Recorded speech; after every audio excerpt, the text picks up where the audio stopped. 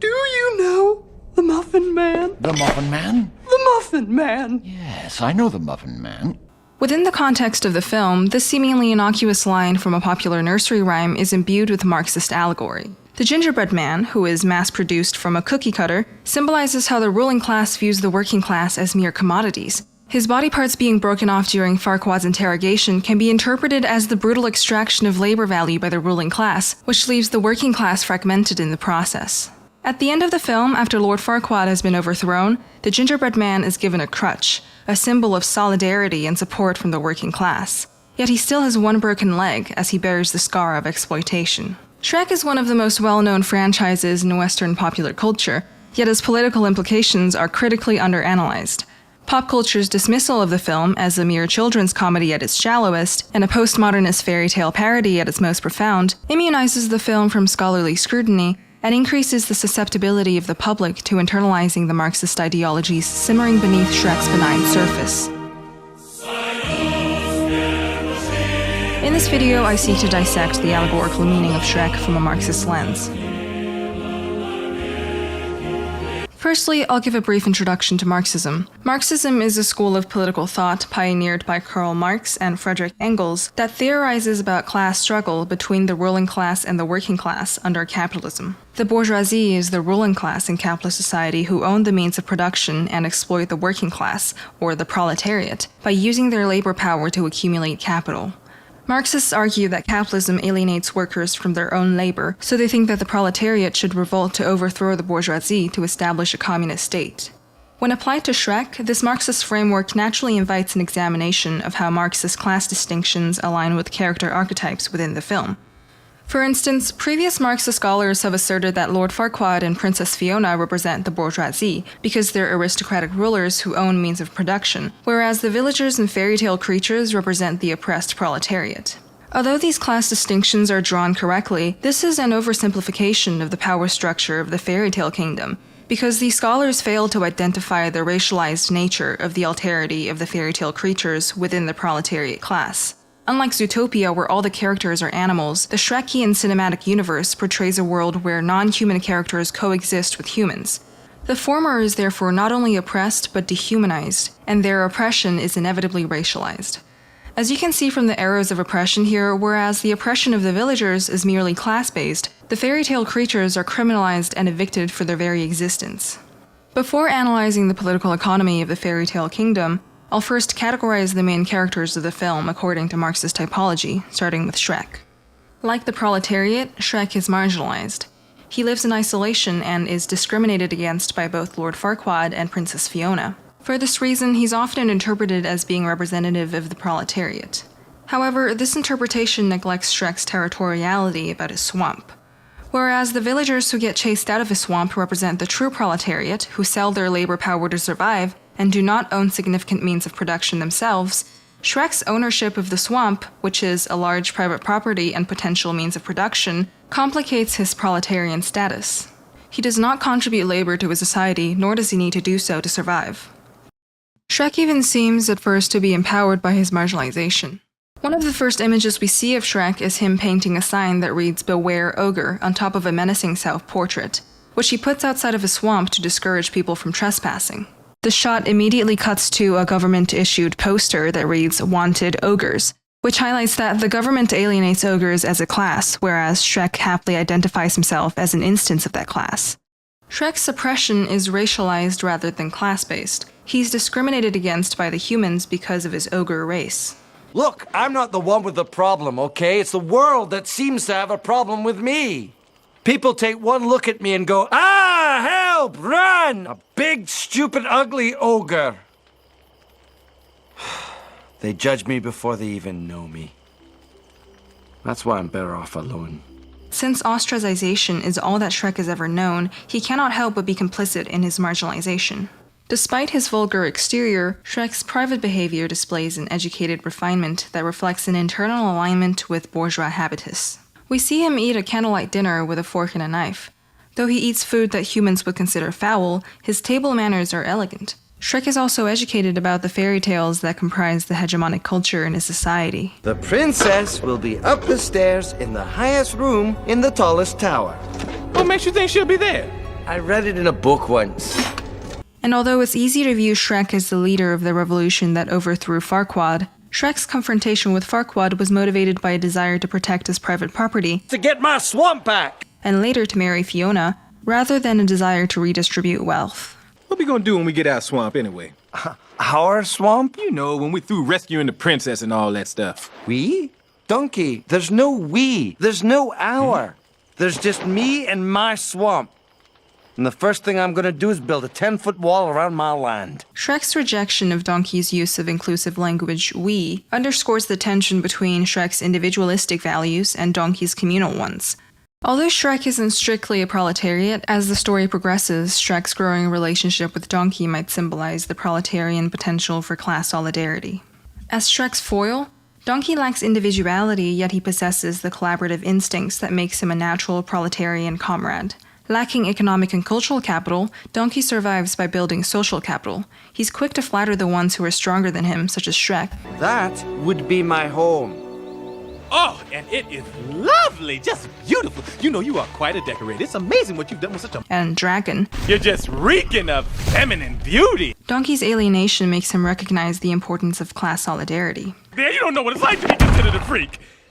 Well, maybe you do, but that's why we gotta stick together. While Shrek centers his individual interests, such as keeping a swamp and marrying Fiona, Donkey is motivated by collective interest, such as helping his friend. When Shrek sat with Donkey and named all the stars for him, Donkey asked, That one there? That's the moon. Oh, okay. in Donkey's inability to distinguish the moon from the stars, it's apparent that Donkey struggles to intuitively recognize a sovereign individuality, a star that is bigger and distinguished from all of the other stars. On one hand, this quality means that Donkey is naturally immune to social hierarchy. It explains why he sees Shrek as an individual rather than just a big, stupid, ugly ogre. On the other hand, this quality indicates that, unlike Shrek, who's aware of the class order, Donkey lacks the class consciousness that a communist revolution would require of the proletariat. However, Donkey develops his revolutionary potential as the film progresses, which results in him finally being able to stand up to Shrek in the third act. That's your half and this is my half. Oh, your half. Yes, my half. I helped rescue the princess. I did half the work. I get half the booty. In demanding his entitlement to a fair share of the rewards, Donkey asserts the Marxist idea that the distribution of goods should be based on the distribution of labor. This is my swamp. Our swamp. Donkey correcting Shrek's use of my displaces proletarian consciousness, because in doing so he challenges Shrek's perceived right to own private property. All the main characters in the film are dynamic and experience character growth, except for Lord Farquaad, and that's because he's just a symbol for a larger political ideology. It's easy to dismiss him as an old money aristocrat who happens to be genocidal, but although his political power comes from feudalism, he tries to tear away from medieval traditions to establish a post-industrial capitalist society. He represents the human will to revolt against deterministic theology, the will that is simultaneously the source of innovation and inequality. So to talk about Lord Farquaad, we must first examine the political economy of Shrek. I categorize the setting of Shrek as a mix of European feudalism and post-colonial capitalism. The dichotomous settings of Duloc and the fairy tale forest correspond with capitalism and feudalism respectively.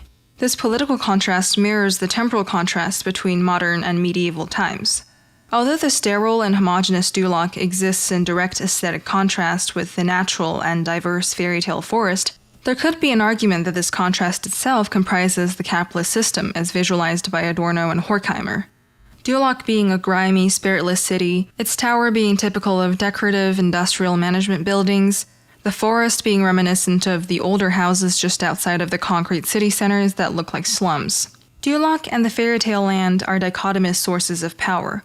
Both feature an imposing phallic architecture, the Duloc Tower and the Dragon's Keep respectively, as the geographical center of their power. The Dragon's Keep enforces the deterministic power of fairy tale tradition through aesthetic elements such as the moat filled with lava, and the trapped princess guarded by a fire-breathing dragon, and the rickety bridge with one unreliable plank. Though a spatially and temporally solitary fragment of the world, it governs fairy tale tradition and controls the destinies of the characters by using fairy tale tropes to establish the status quo. There's a princess that must be saved, a dragon that must be slayed.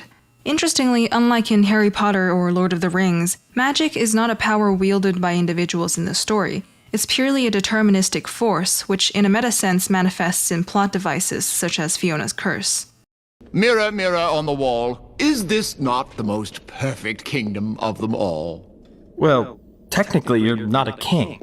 Thelonious, you were saying? What I mean is, you're not a king yet. But you can become one. All you have to do is marry a princess.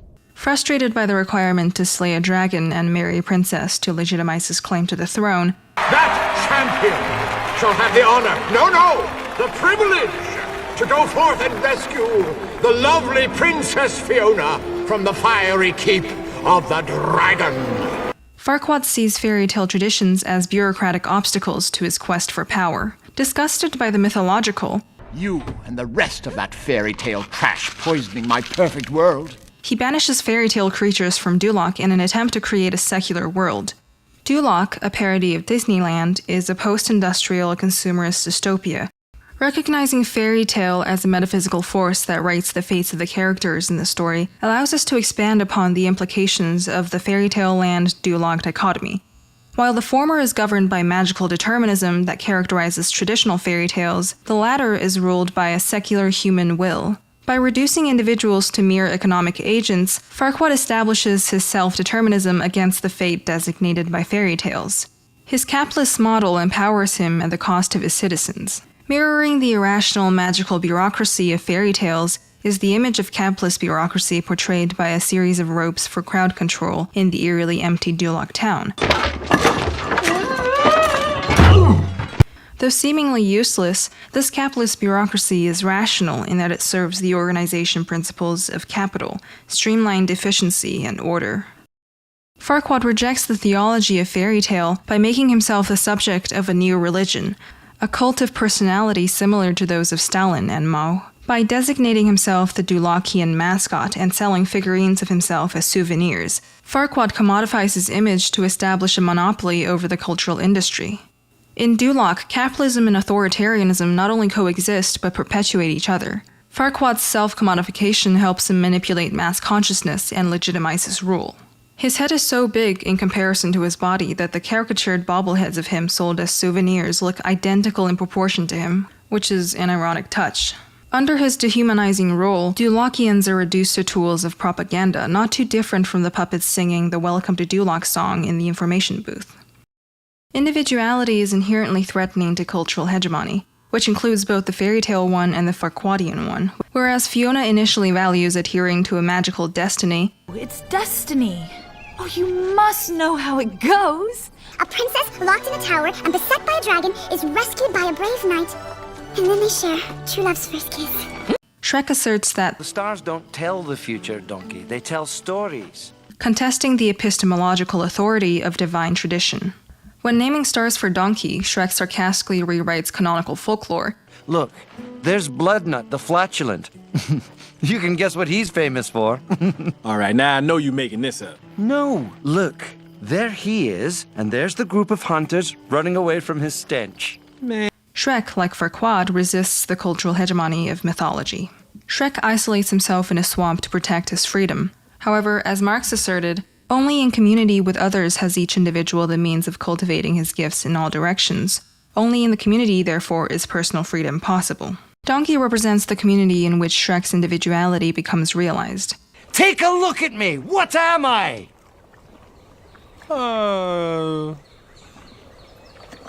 Really tall? No! I'm an ogre! You know, grab your torch and pitchforks. Doesn't that bother you? Nope. Shrek has always been reduced to a member of his species, but Donkey recognizes not only his individuality, but his personality. Well, you know what I like about you, Shrek? You got that kind of, I don't care what nobody thinks of me thing. I like that. I respect that, Shrek. You all right. Individuality emerges through collective action. It's only by engaging with and confronting the social order that Shrek could realize his self-identity. Only when Fiona identified Shrek's unknightly behavior by asking, What kind of knight are you? did Shrek take pride in his exceptionality. One of a kind. Many parallels can be drawn between Shrek and Farquaad. While both embody bodily abnormality, Shrek is ostracized partially for having an excess of what Farquaad acutely lacks, physical dominance. Their respective sources of social discrimination informs their character motivations. Seen through the psychoanalytic lens, While Shrek and Farquaad both assert control over their territories, Shrek retreats into a natural concave hole, which is vaginal imagery, for shelter, whereas Farquaad builds an artificial tower, which is phallic imagery, to assert power.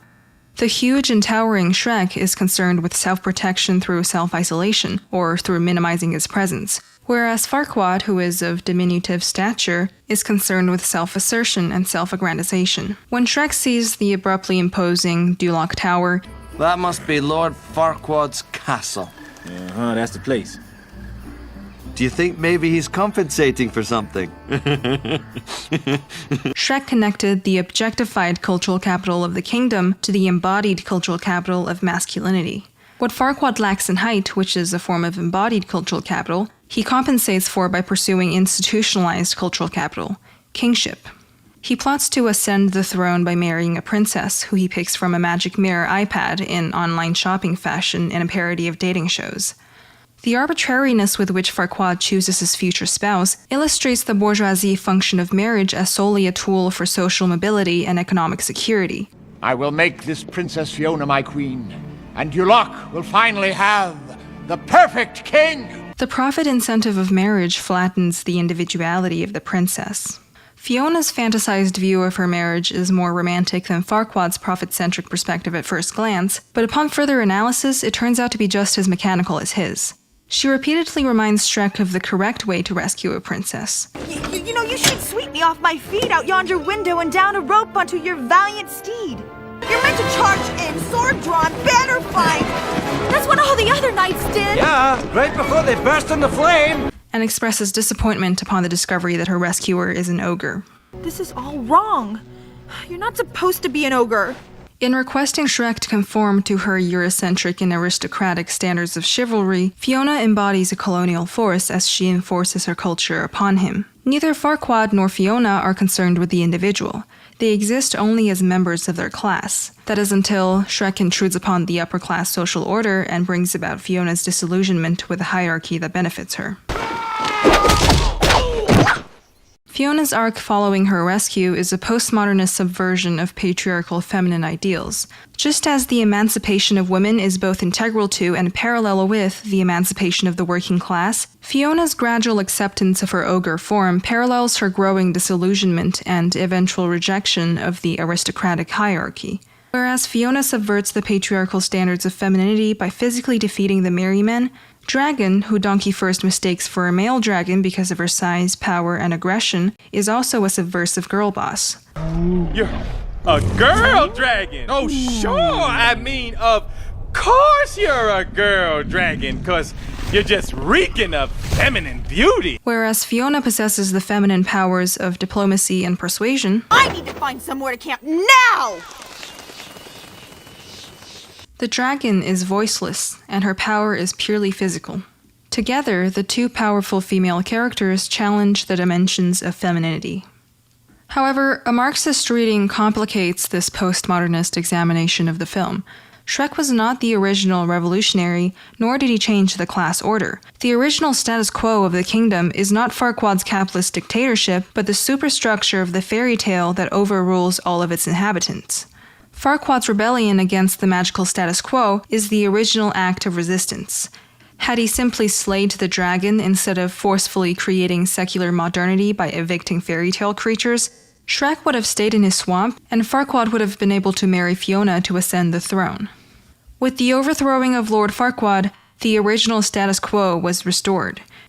Though the two marriages in the wake of the revolution, of Shrek and Fiona as well as Donkey and Dragon, seem to celebrate the transcendence of boundaries between species and class, these marriages still perpetuate a heteronormative reproductive future, as the two protagonists become vehicles of social reproduction.